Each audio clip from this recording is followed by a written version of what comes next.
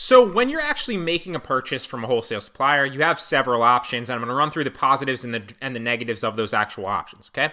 First and foremost, you could actually order it to your location, right? So if you have a warehouse, or the majority of you probably at a house or like an apartment or something like that, then you can simply have it shipped to you if it's not like a bunch of units, right? If you're spending like, thousands and thousands of dollars on products, probably not a good idea to have it shipped to you because it's going to show up with like huge boxes, maybe even a pallet to your actual apartment or your house. Not necessarily a good idea. But if you're ordering, anywhere from like under 100 units or something like that, probably a good idea potentially to have it shipped to you for the second reason, like we're going to talk about here, not necessarily the first reason. Now, some people that I know do actually order wholesale if they have, like seller fulfilled Prime set up, which you obviously won't. I don't have seller fulfilled Prime set up. Currently, there's a waiting list for it, so it's difficult to even get into it.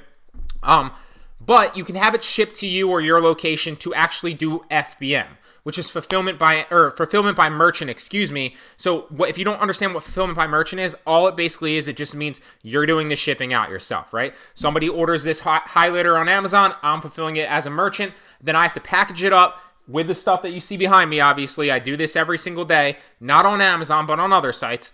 And then I literally ship it to the customer myself, right? I package it up, I print the label out, I tape the label, I drop it off at the post office or UPS or wherever, okay? That's fulfilled by merchant, okay? I don't necessarily recommend that you do this, especially with wholesale, because it is a little bit harder to get the buy box, and that's something that we'll talk about a little bit more in depth in this course, okay?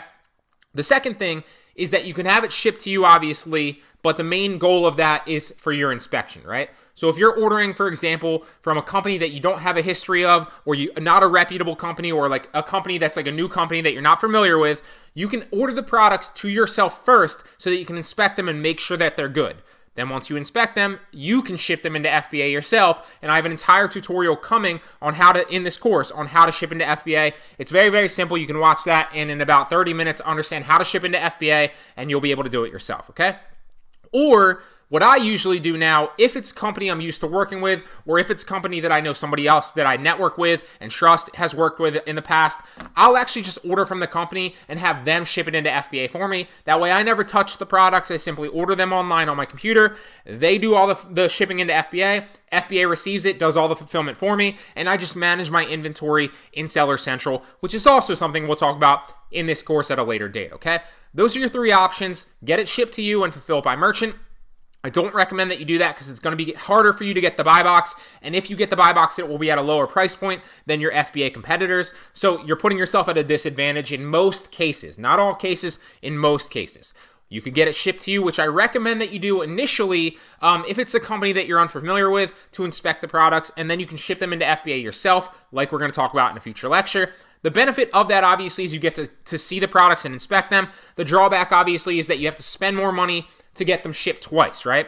So instead of just paying to ship them into FBA or get paid to ship them to you, you have to pay to get them shipped to you and then pay to ship them into FBA, okay?